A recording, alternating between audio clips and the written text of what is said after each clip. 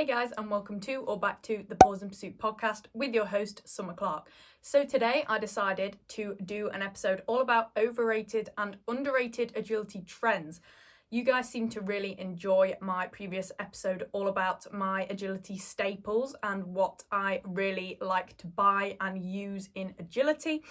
So I thought this was quite relevant and similar, and that you'd also enjoy it as well. So I hope no one gets triggered if you use any of these things that I think are overrated. Doesn't mean they're bad, just means for me, I just think they don't need to be shouted about quite as much. So overrated, obviously you've got the things that are shouted about and I don't think are actually that useful. And you can get away without them or with an alternative. And then obviously your underrated things are things that no one really seems to talk about, but I think are super helpful and more people could do with. So before we actually jump in to the things, I'm just going to do a quick life update. I think you guys will like that if I do a life update at the start of every episode. So not a lot has happened in the past week, to be fair. The only thing that has really happened that is worth telling you about is I started my new college course, level 2 dog grooming assistant. So that is for 50 weeks. So I've done a week, so 30 weeks. So I've done 1 week, so I've got 29 more weeks.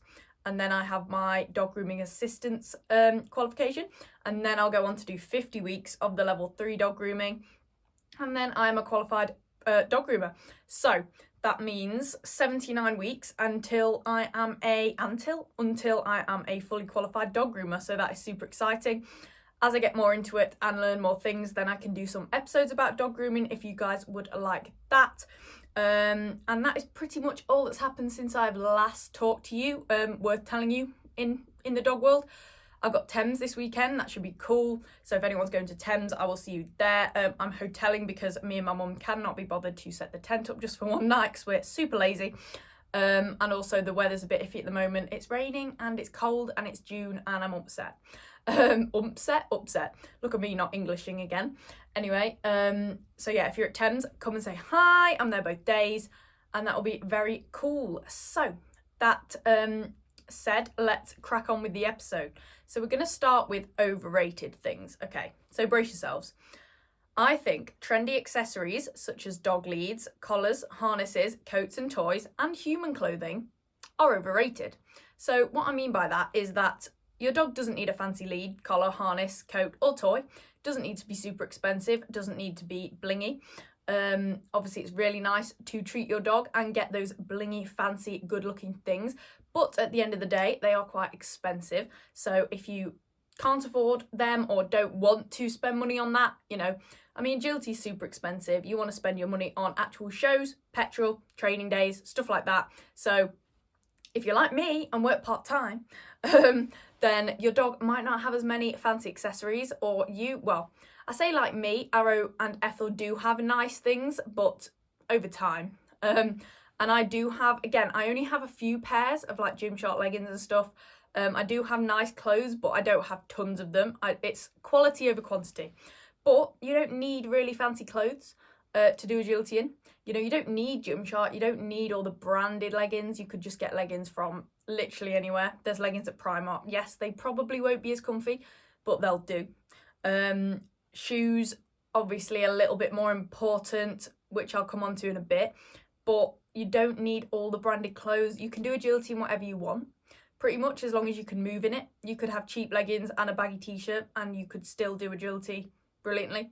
So you don't need to panic about affording all the trendy accessories for you and your dog. It's unnecessary, to be honest. And toys as well. Excuse me. Oh God, sorry, I've just had my lunch. You need a toy that your dog loves. Doesn't have to be expensive. If your dog loves it, they don't care how expensive it is or what brand it is or how fancy and blingy it is or what colour it is, as long as your dog loves it. Same with obviously leads, collars, harnesses and coats. Obviously you do want ones that work and do the job. So coats, you do want coats that are actually going to keep your dog warm and free from the rain. However, as long as they do that, the rest doesn't really matter. As long as they fit their purpose, then the rest doesn't matter. Doesn't have to be trendy. You don't always have to follow the trends. And like I say, same with human clothing. You don't have to be trendy. The real important thing in agility is to be good at agility. And these things are quite irrelevant. You know, they can help and make it a more pleasurable experience. But I think that overrated, you don't need them as much as I think it is portrayed that you do. So that is the first one. The second one is also trendy, but it is trendy handling techniques or maneuvers. Now, this is quite controversial, and I do have sort of two sides. There is two sides to this. Obviously, European handling I rate hugely, and I use it in my own handling in agility with Arrow. And I used it with Ethel. Didn't quite so use it with Earl when I started because I didn't know what it was. But it does save time. So obviously you've got your blinds instead of front crosses, ketchkers instead of pivots, stuff like that. So they are time saving and may stop you from tripping over your own feet, which is always super helpful. Especially if you can be a bit clumsy like me sometimes, or I feel like I am sometimes. I always say to my mum, I feel like I'm going to fall over at every given moment. And she's like, no, you don't look it. You look really like coordinated. I'm like, what? How? And then I watch my videos back and I'm like, oh yeah, I do look all right. But I actually feel like I'm just going to flop at any moment. But yeah, you don't need to do all the trendy handling techniques and maneuvers. Just, again, do what works. You know, it doesn't when you actually put it down to what it is, agility, it doesn't matter what the handle does. If the dog's path is the fastest and the most efficient, if path, then it doesn't matter where you are or what you're doing, as long as what you're doing is making your dog do agility in the best way, time-wise, and lack of faults-wise. So it doesn't matter what you're doing. Handle the way that you feel most comfortable and that your dog understands the most. And that is really all you need to do. You don't need to change your handling to be trendy when a new type of handling style comes out or maneuver comes out. You know, you could try it, but if it doesn't work as well as your old ways, then don't feel like you have to do it just because it's trendy. Stick to what works for you. Again, the age-old saying, if it's not broke, don't fix it. You don't need to. Do what works for you. At the end of the day, you're not marked on how your handling looks. The dog's time and lack of faults is marked. So handle in the way that means that happens, basically. You want a fast, clear round. Whatever way of handling makes that happen, do that. Don't feel peer pressured into doing something that's trendy. Okay, so, and training as well. Like, if you're a trainer, obviously you want to incorporate the newer sort of techniques and maneuvers. However, don't force it on your students, if that makes sense. Like, let them handle in the way that works for them. Show them these ways, but obviously don't make them do it. They can make their own mind up. So that is quite important. Number 3 is your own venue and full set of equipment. Again, there's two sides to this. I don't have my own venue or full set of equipment. I have limited space and equipment. I have a small garden-ish that can fit maybe 4 jumps in. Can fit a seesaw just nicely with a bit of room before and a bit of room after, as you've probably seen on my videos. But you don't need your own menu and you don't need your own set of equipment to be successful in agility. I'd like to think I'm living proof of that. I do think the equipment I've got and training in the garden has helped me progress faster. But, you know, progress with the Arrow hasn't been fast in general. So, you know, it might be even slower if I didn't have that to do at home. But my point is, you get there in the end no matter what. The most important thing is having a training regularly, but, you know, you do need to be able to train on a full set of equipment regularly. So maybe once a week at a trainer, at a trainer's field or whatever, like I do with Lucy every Wednesday. But if that's all you can do, that's fine. It might be a bit slower progress, but don't think that you won't be as successful just doing that. Obviously, if you can train every single day in your own field with your own set of equipment, yes, you're probably going to progress faster, but it isn't the be-all and end-all. Most people do have some sort of garden or a local park or field, so get a couple of jumps, maybe get a little contact training board. Obviously, you've got your mat for running contacts, all small things that you can fit in a small space, and do little skills on that in your small space, and you will still make progress. And then you can do your full course running and sort of wider, more open skills and sections of courses that you see in competition. at your training classes. If you just have training classes, then don't be afraid to reach out to your trainer and be like, look, I saw this at competition and found it hard. Please, could we train that next week? Don't be afraid. You know, the worst they can say is no, I've already got a course ready or whatever, or no, I can't move the equipment, stuff like that. But it's worth a shot, and usually most trainers will be really, you know, glad you said that. Give them an idea as well. They have to do less planning, so it's a win-win, and they'll set that up for you. You can hire venues, obviously, again, Dog Sports Derby, for example. I hire Lucy's Field. She sometimes puts that up for hire. So you can hire venues to use. You don't need your own. You don't need your own venue and full set of equipment. I think Ara's doing pretty well, and I don't have that. So I think that is overrated. People do, you know, I think the common belief is that it's the people with their own venue and full set of equipment that are the top of agility. And yes, that may be the case. But it's not fact. It's not sort of set in stone. You can still be amazing at agility without that. There are other ways around it. So I think that is overrated. It doesn't need to, you know, be shouted about as much as it is, I don't think. Obviously it helps, but, you know, it's not imperative. So number 4 is crated out vans. Again, no hate, because I would love a crated out van. And I would like one day. Well, no, I'd like my dog grooming van one day that'll have a crate in. But you don't need crated out vans with all the setup.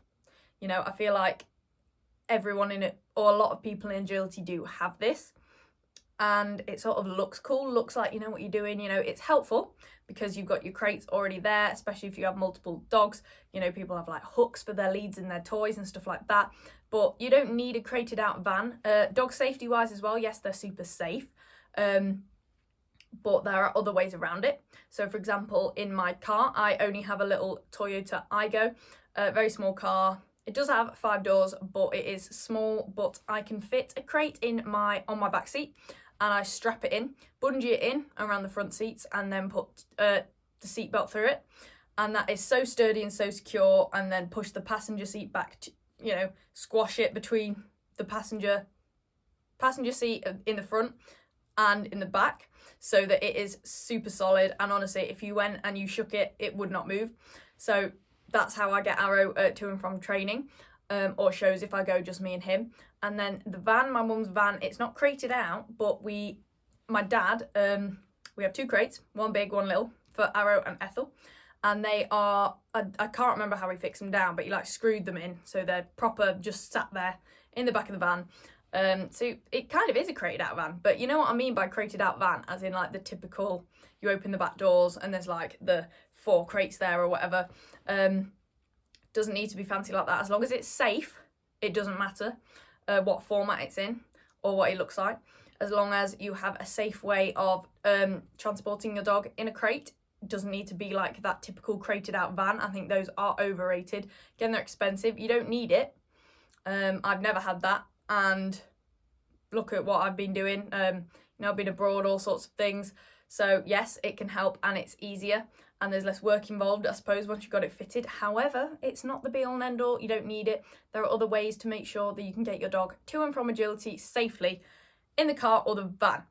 So number 5 is correcting slightly imperfect criteria in nervous dogs. I thought I made a typo then, but I didn't. Yeah, so correcting slightly imperfect criteria in nervous dogs. So obviously, the thing that's shouted about the most, and I do agree with, and I did have to do with Ethel, but it still didn't work in the end. But like I said, she started jumping her contacts and bailing the seesaw off the side, I think because it hurt her joints. At that point, as she got older, I don't think it was a training issue, hence why I retired her as well. But you know, correcting imperfect criteria in the ring is very shouted about and kind of trendy and thought highly of, and I agree to some extent. If you've got a really confident, pushy dog that pushes its criteria, yes, you need to make sure that criteria is hit in the ring. That will really help in the long term, because your dog will think, oh, I can't push it, I have to achieve that exact criteria every time, and that will make you in turn more consistent. However, in nervous dogs, I think it's overrated. I think it's almost more helpful not to do that in nervous dogs. For example, with Arrow, correcting him when his criteria wasn't spot on every time just made him more anxious. It dampened his spirits because he was like, oh, I failed, and he'd shut down at the start. So what I found with him is, kind of like with his dog walk, for example, to get the criteria, he needed to be confident and fast to get his strides to carry him down. So what worked better for me was just letting him run across it. And even if he jumped it, just making him feel that he can run across the dog walk at full pelt, and that's right and that's good, eventually led him to just automatically get that criteria anyway. Same with the seesaw. If I corrected him every time he didn't stop in the 2-on-2 off position at the end of the seesaw until I said okay, he would have no confidence on the seesaw whatsoever. He already struggles, so now I race him across it. As long as he stops near the end on the contact, waits for it to bang, I release him straight away, and that is building his confidence. The criteria is technically the 2-on-2 off, but if I corrected it every time he didn't do that, because that's harder for him because he's nervous to go all the way to the end. So I'm rewarding baby steps. It's not criteria, but I'm still releasing him and pretending that that's the best thing he could ever do in the entire world, even when he doesn't do the 2-on-2 off. If he just runs to the end, even if it's just on the contact and then waits for the bang, stays on it for the bang, I'll release him. I won't correct that because of his confidence. So I think that is, correcting criteria. It's overrated for every dog. It depends on the dog. So just be careful with how you're doing that. Again, it has its place for certain dogs, but just be careful what you're doing with your own dog and the character of your own dog. And then the last overrated thing is your social media appearance. Now, this is a weird one, but I think social media in general these days is very overrated. I can't say loads because I'm a bit addicted to it. I do love it. I love making content and posting stuff, as you know, on my Instagram, TikTok, YouTube, stuff like that. Even this podcast, kind of social media, promote it on social media. However, I think there's a lot of pressure these days to do well in agility, a show, so that you can post about it on social media and look good, especially for people wanting to become trainers and stuff. I know I felt like I have to appear really good on social media to get potential customers for my online dog training and stuff like that. But in reality, your social media appearance is quite overrated. You don't need social media to prove that you're good at agility. You train, you go to shows, and then you get the results, and that is what proves. Obviously, it's great to, brag to a certain extent where, you deserve it when you do well, but don't go to a show feeling pressured that, I won't have anything to post on social media, it'll look bad if I don't win this. It's just a big thing in agility, isn't it? Social media and Agility Net and all this. There's like that agility community on social media, but I think it's overrated what you look like on social media. Again, it's a little bit more important for some people than others, people trying to promote businesses and stuff, but don't panic about how you look on social media and your appearance on social media after an agility competition or training day or whatever. At the end of the day, you don't have to even post if it doesn't go that well. You don't have to post. You don't have to do anything on social media that you don't want to do. You don't have to post every day. So again, I think thinking about your social media appearance and letting that put pressure on you isn't necessary. You don't need to do that, and it will only cause you more stress and upset in the long term. So I think social media is overrated for that reason. So that is all the overrated trends. So now we'll move on to underrated. So the first one is handler fitness trained outside of the agility ring. Now, you know how passionate I am about fitness and health and nutrition and all that sort of thing for the agility handler. Big interest of mine, as you will know, but I think handler fitness is super underrated. Again, you don't need to be super fit, but I don't think enough importance is placed onto it. I don't think the majority of people in agility realise how beneficial being fit as a handler is and working on your fitness outside of agility. So for example, the gym, running, doing sprint work, agility drills, sort of working on your own agility as a handler outside of agility completely. Just general fitness outside of agility, it helps massively. On my Instagram, I do Food and Fitness Friday. So every Friday I do post something about food or fitness related to the agility handler specifically. So go and check that out if you want some ideas and inspiration. But yeah, I don't think people realise quite how important that is. And yes, it's not necessary, but the way it can help you not only achieve better results, but feel better and enjoy agility more. You know, you're not going to be out of breath, you're not going to be dying as such. You know, agility is only getting faster. Dogs are only being sort of, I don't want to say bred faster, but you know what I mean. You know, agility just is getting faster. Dogs are getting faster. So we in turn, I think, need to also get faster to keep up with our dogs. Not even just physical speed, but your cardiovascular health and endurance. So that's your ability to, you know, speak to your stamina. So speak to your dog while running for a longer period of time. You know, courses are getting longer. European courses are so long and so open. You know, there's a big emphasis on gaps between obstacles and, you know, spreading courses out. We need to be able to run those courses, and we're going to struggle to keep up with our dogs if we are not fit and not working on that outside of agility. And I think people are so focused on their dogs' agility skills and fitness that they just don't think about their own. So I really think that is underrated. You know, you're a team, there's two of you.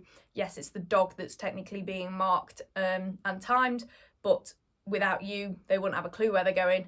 You are just as important as your dog in agility. It's 50-50. I truly believe that you need to put as much into yourself as you do your dog. So that includes nutrition as well. You know, we feed our dogs raw food, you know, for performance. But do we feed ourselves a good diet for performance? We should. You know, we take our dogs on walks, we train them, they run about, do sprints in fields and stuff. We do their stretching.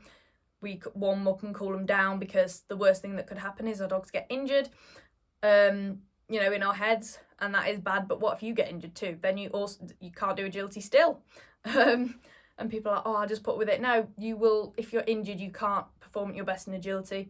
Obviously you do your dog conditioning. Our dogs get physio, joint supplements. What about us? I'm not saying splash out on all these things for yourself all the time, but take it into consideration. Do your stretches. You know, you could do some exercises for conditioning yourself at home even. You don't have to join a gym, but strength training, super important. And you'll just be able to do agility for longer as well. So super important, super underrated. And I want to shout that from the rooftops. I think more people need to know about the importance of that. So number 2 is dog fitness trained outside of the agility ring. Now, again, I feel like people are getting better at this, but I also think that there is more of an emphasis placed on dogs actually just, like, all their training is on the agility course. I think, more people, and again, the people sort of more at the top of the sport, and I don't want to sound like a snob when I say that, because I don't mean me, I just mean like people that are, it is their entire life almost, they are more inclined to do things for their dog's fitness outside of the agility ring. So for example, that's like physio, like I just said, the stretches, the conditioning. You could do like agility drills with the ladder for your dog, stuff like that. Sprints, so you could take your dog on a walk and do like hill sprints, so not just going on a walk and letting your dog run as they wish, actually, you know, setting your dog up to run up a hill after its ball, as in a purposeful exercise for that reason. So I think that, you know, our dogs need to be kept fit, not just through running an agility course, but you need to get the foundations there. They need to get there. I think people who are new to agility don't realise that as much either. So I think that is underrated. That is super important. So number 3 is dog and handler warm-ups and cool-downs. So I'm not going to lie, when I go to shows, I barely see anyone warming up or cooling down, either them or their dog. And again, if you don't do that, you're very likely to injure yourself compared to if you did. So that is super important. I do plan on showing you all my warm-up and cool down methods for agility for Arrow and myself. At some point, I'll probably do that on an upcoming Food and Fitness Friday on my Instagram. Just stay to the end of this and I will tell you all my links to my social media and you'll be able to check them out. But yeah, warm-ups and cool downs, not enough people do them. I'm at shows all the time and I just don't see people do them enough. People aren't shouting about that enough. Again, super underrated. And again, I don't want to sound like a snob again, but I think I see more of the sort of top elite in quotation marks, if you're not watching the YouTube video, handlers doing these things. Whereas a lot of the sort of lower grades maybe that are newer to agility, I don't think even know that that's necessary. So that is definitely very underrated to prevent injury. and also just improved performance. So, you know, it's a bit like if you had a ball of Play-Doh or plasticine, it's going to be rock solid. If you try and move it, it's going to be stiff and slow. But if you warm it up, then it's going to be really flexible, bendy, a lot faster to change shape. Same on the agility course. So that's super underrated. And then another one is dog joint supplements. I don't really know how many people give dog joint supplements to their dogs. I more recently did with Arrow. But, you know, I think that is super underrated. Again, I don't think it's something that people think about doing when they do agility, especially those that, you know, don't do it at the top level but still do it quite regularly. You know, I didn't give Ethel joint supplements, for example, and I do think she has some arthritis now. She does seem quite stiff, whereas Arrow, I've now got straight onto joint supplements. They will prolong our dog's joint health and ability to do agility to the best of their ability and perform well and be competitive for longer, and also less likely to get injured or hurt or suffer any conditions such as arthritis when they get older and are more prone to those things anyway. But at the end of the day, we want to do as much as we can to prolong our dogs' agility careers and their comfort in general life, skeletally, I think that's the word. You know, muscularly and skeletally and in their joints and stuff like that. So I think dog joint supplements are quite underrated, and I think more people should invest. Again, I know they're expensive and not everyone can afford them, but if you can, then I do believe that is a worthwhile investment. And, you know, one tub lasts so long. So, you know, it's not like it's 50 quid a month. It might be 70 quid-ish for something that lasts like 6 months or something like that. So it is super, super worth it. 5 is obedience skills. So again, I've learned from my own mistake in a way. When I got Arrow, obviously, I got him not purely for agility, but, you know, with the thought he's going to be an agility dog. And I'm going to have these goals with him all going well. But, you know, I think it's easy to get that puppy and get that excited about its future as an agility dog that you kind of just forget about the basics, and it's easy to skip that and jump straight to training the agility or all the things that are, you know, leading on to help with agility. Whereas I actually think obedience skills are even more important, you know, the basics. So you've got your basics down as soon as you say it. You know, waiting in any position. Obviously, I mainly trained Arrow a wait as in like a start line routine, and that did help his weight. But I think it would be more beneficial to start as if you were in an obedience class, you know, even attending an obedience class, loose lead walking. You don't think about that for agility, but walking around shows without his halty, Arrow pulls. My bad. It isn't that important to me that he doesn't, but because most of his walks are off lead, and it shows I do just use the halty, which I've trained him to enjoy. But I just think that is, you know, if you're walking around a show and you want your dog to be chilled and loose on the lead, train those obedience skills when they're a puppy.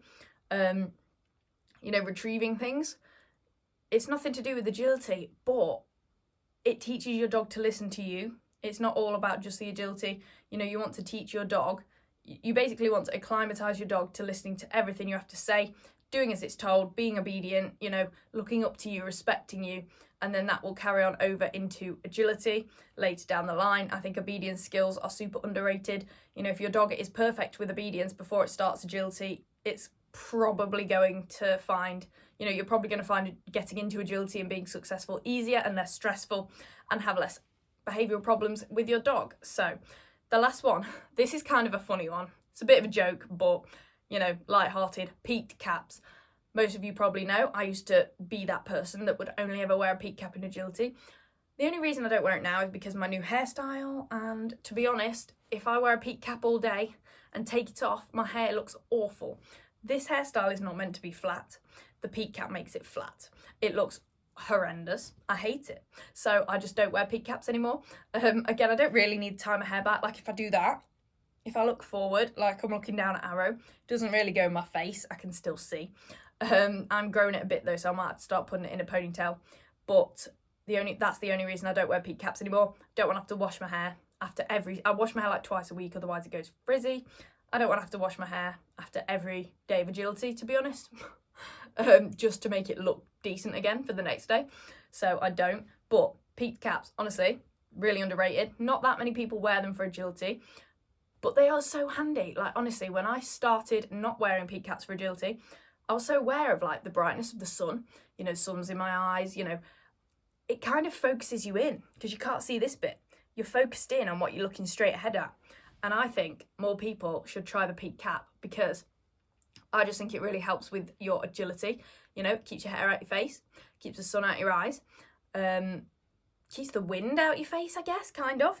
And it kind of tunnel visions you. So you're just looking at what you're looking at and not getting distracted by anything else going on around you. And I just think they're great and more people should try them out. Unfortunately, I want this hairstyle and the peak cap isn't quite worth ruining that for. However, I think they're great and more people should try them.